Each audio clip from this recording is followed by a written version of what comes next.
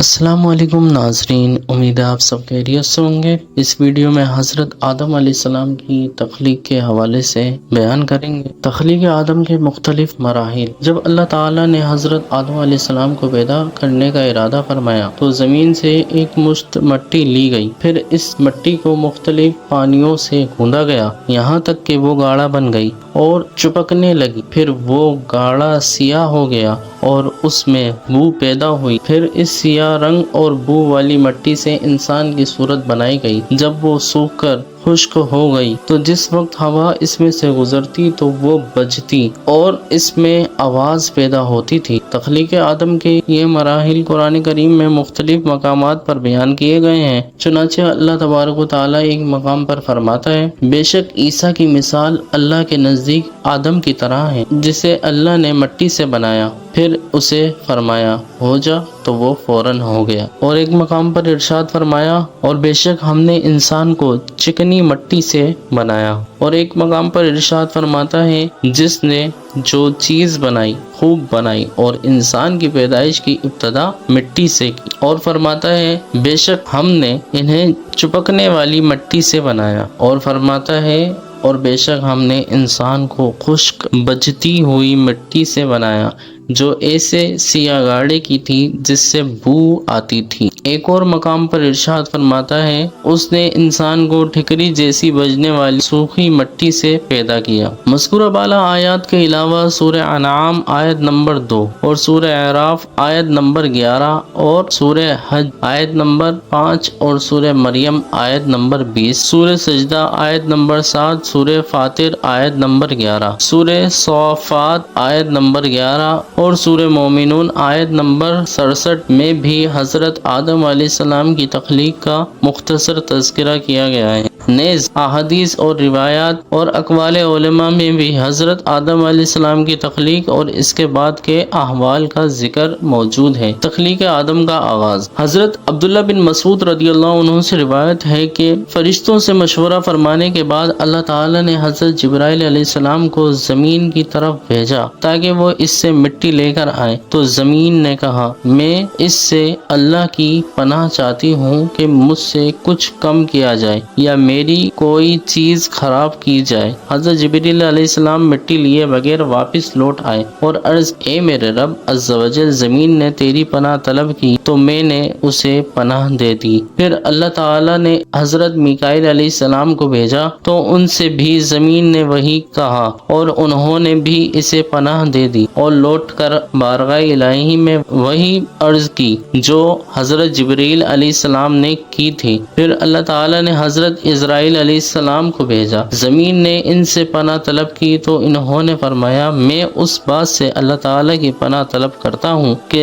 اس کا حکم نافذ کیے بغیر واپس لوٹ جاؤں۔ چنانچہ انہوں نے سطح زمین سے مٹی لے لی۔ تخلیق آدم کے لیے جمع کی گئی مٹی کی نوعیت اور اس کا اثر۔ پوری روئے زمین سے مختلف رنگوں اور مختلف صفات کی حامل مٹی کی ایک مٹھی برابر مقدار جمع فرمائی، اور یہی وجہ ہے کہ انسانوں کی صورت، سیرت، نفسیات اور طبیعت بھی مختلف ہے، جیسے مٹی کی اقسام و خواص مختلف ہوتے ہیں۔ حضرت ابو موسیٰ اشعری رضی اللہ عنہ سے روایت ہے، نبی کریم صلی اللہ علیہ وسلم نے ارشاد فرمایا، اللہ تعالیٰ نے حضرت آدم علیہ السلام کو مٹی کی ایک مٹھی سے پیدا کیا جسے اس نے تمام روئے زمین سے لیا، لہٰذا اولاد آدم زمین کے اندازے کے مطابق آئی، یعنی چونکہ مٹی مختلف قسموں کی تھی اس لیے انسانوں کی صورتیں اور سیرتیں بھی مختلف ہوئیں، تو ان میں سرخ اور سفید اور کالے اور درمیانے یعنی سانولے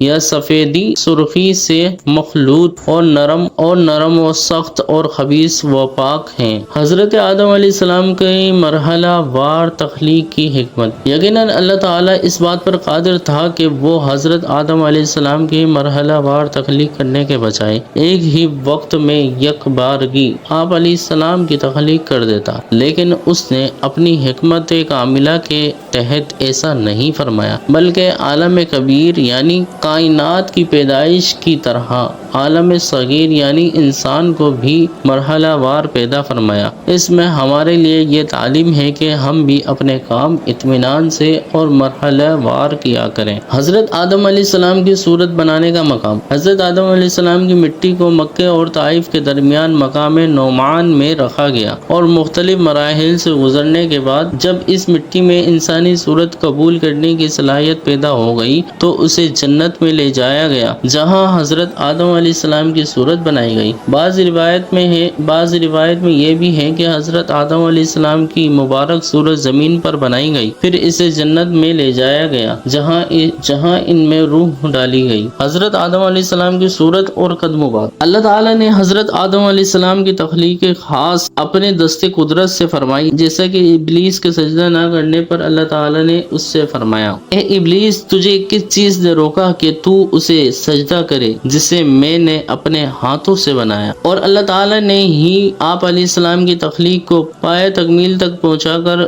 اس جسم مبارک میں اپنی ایک خاص اور معزز روح پھونکی، جیسا کہ فرشتوں کو دیے جانے والے اس حکم سے ظاہر ہے۔ پھر جب میں اسے ٹھیک بنا لوں، اپنی خاص روح پھونکوں، تو تم اس کے لیے سجدے میں پڑ جانا۔ آپ علیہ السلام کی صورت اور قد مبارک کے بارے میں حضرت ابو ہریرہ رضی اللہ تعالی عنہ سے روایت ہے، رسول کریم صلی اللہ علیہ وسلم نے ارشاد فرمایا، اللہ تعالیٰ نے حضرت آدم علیہ السلام کو اپنی صورت پر پیدا فرمایا اور ان کے قد کی لمبائی 60 گز تھی۔ اپنی صورت پر پیدا کرنے سے کیا مراد ہے؟ تو علماء نے فرمایا ہے کہ اپنی صورت کے لفظ میں اگر ضمیر کا مرجع اللہ تعالیٰ ہے تو اس کا معنی ہے اللہ تعالیٰ نے حضرت آدم علیہ السلام کو اپنی پسندیدہ صورت پر پیدا فرمایا، یا یہ معنی ہے کہ اللہ تعالیٰ نے حضرت آدم علیہ السلام کو اپنی صفات پر پیدا فرمایا کہ انہیں علم، تصرف، سماع و بصر اور قدرت وغیرہ سے سرفراز فرمایا۔ اور اگر اپنی صورت کے الفاظ میں ضمیر کا مرجع حضرت آدم علیہ السلام ہے تو اس کا معنی یہ ہوگا کہ اللہ تعالیٰ نے حضرت آدم علیہ السلام کو ان کی شکل و حیت پر پیدا فرمایا، یعنی جس شکل میں انہیں رہنا تھا شروع سے ہی انہیں وہ شکل دی، دوسروں کی طرح نہ کیا کہ پہلے بچے ہوں پھر جوان پھر بوڑھے وغیرہ۔ یا یہ معنی ہے کہ اللہ تعالیٰ نے حضرت آدم علیہ السلام کو ان کی صفت پر پیدا کیا کہ وہ شروع ہی سے عالم، عارف، ہدایت یافتہ اور نیک تھے۔ نیز یہاں گز سے مراد شرعی گز یعنی ایک ہاتھ۔ حضرت آدم علیہ السلام 60 ہاتھ 90 فٹ کے ہی پیدا ہوئے، دوسرے انسانوں کی طرح نہیں کہ پہلے چھوٹے پیدا ہوتے ہیں پھر بڑھتے رہتے ہیں، کیونکہ آپ علیہ السلام کی پیدائش ماں باپ سے نہ تھی، اس لیے چھوٹا پیدا کرنے کی حاجت ہی نہ تھی۔ نیز بظاہر اتنا لمبا قد عجیب اور ناممکن معلوم ہوتا ہے، لیکن اللہ تعالیٰ کی قدرت پر نظر کی جائے تو نہ یہ عجیب ہے اور نہ ہی ناممکن، کیونکہ اللہ تعالیٰ اتنی لمبی قد قامت والا انسان بنانے پر خوب قادر۔ اہل جنت کا قد حضرت آدم علیہ السلام کے قد کے برابر ہوگا۔ مذکورہ بالا حدیث پاک کے آخر میں ہے، جو بھی جنت میں جائے گا وہ حضرت آدم علیہ السلام کی صورت پر ہوگا اور اس کا قد 60 گز ہوگا۔ پھر حضرت آدم علیہ السلام کے بعد اب تک مخلوق قد و قامت میں کم ہوتی رہی ہے۔ حضرت آدم علیہ السلام کا جسم دیکھ کر ابلیس کا گمان۔ حضرت انس رضی اللہ عنہ سے روایت ہے کہ حضور پرنور صلی اللہ علیہ وسلم نے ارشاد فرمایا، جب اللہ تعالیٰ نے حضرت آدم علیہ السلام کی جنت میں صورت بنائی تو جب تک اسی حالت میں رکھنا چاہا تو انہیں چھوڑے رکھا۔ ابلیس ان کے آس پاس گردش کرنے لگا، وہ دیکھتا تھا کہ یہ کیا چیز ہے، تو جب اس نے انہیں خالی پیٹ دیکھا تو سمجھ گیا کہ یہ ایسی مخلوق پیدا کی گئی ہے جو اپنے اوپر قابو نہ رکھے گی۔ اپنے اوپر قابو نہ رکھنے سے ابلیس کی مراد یہ تھی کہ یہ مخلوق شہوت اور غصے کے وقت اپنے نفس پر قابو نہ رکھے گی اور شیطانی وسوسے آسانی سے دور نہ کر سکے گی۔ یہاں سوال پیدا ہوتا ہے کہ ابلیس نے مذکورہ بالا اندازہ کیسے لگایا؟ تو اس کا جواب یہ ہے کہ ابلیس چونکہ بہت بڑا عالم تھا، اس لیے وہ تخلیق کی حکمتوں اور سبب و مسبب میں ارتباط کا علم رکھتا تھا۔ چنانچہ جب اس نے حضرت آدم علیہ السلام کے قالب میں پیٹ کی خالی جگہ دیکھی جسے بھرا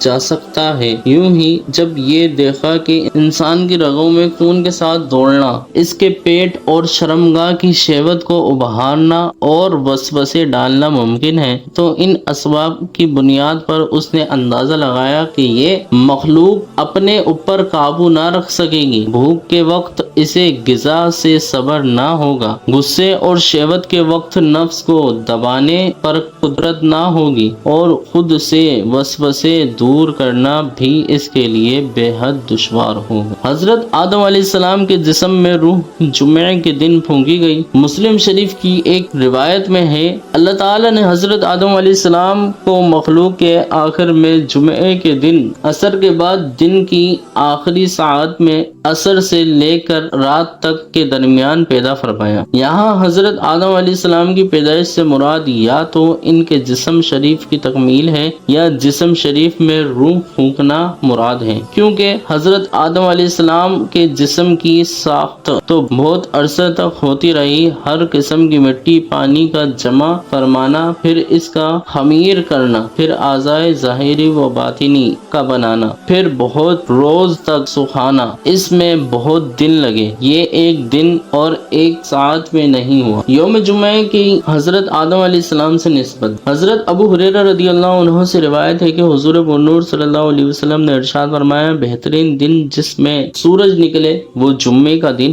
اسی دن حضرت آدم علیہ السلام کو پیدا کیا گیا، اسی دن انہیں جنت سے زمین پر اتارا گیا، اسی دن ان کی توبہ قبول فرمائی گئی، اسی دن ان کی وفات ہوئی اور اسی دن قیامت قائم ہوگی۔ حضرت آدم علیہ السلام کو چھینک آئی۔ حضرت انس بن مالک رضی اللہ عنہ سے روایت ہے، رسول اکرم صلی اللہ علیہ وسلم نے ارشاد فرمایا، جب اللہ تعالیٰ نے حضرت آدم علیہ السلام میں روح ڈالی اور روح ان کے سر تک پہنچی تو انہیں چھینک آ گئی۔ آپ علیہ السلام نے کہا، الحمدللہ رب العالمین، سب تعریفیں اللہ کے لیے ہیں جو تمام جہاں کا پالنے والا ہے۔ تو اللہ تبارک و تعالی نے ان سے فرمایا، یرحمک اللہ، یعنی اللہ تعالیٰ آپ پر رحم فرمائے۔ حضرت ابو ہریرہ رضی اللہ عنہ سے روایت ہے کہ رسول اکرم صلی اللہ علیہ وسلم نے ارشاد فرمایا، جب اللہ تعالیٰ نے حضرت آدم علیہ السلام کو پیدا کیا تو فرمایا، جاؤ ان لوگوں پر سلام کرو جو کہ فرشتوں کی ایک جماعت ہے، بیٹھی ہوئی ہے، اور غور سے سننا کہ وہ تمہیں کیا جواب دیتے ہیں،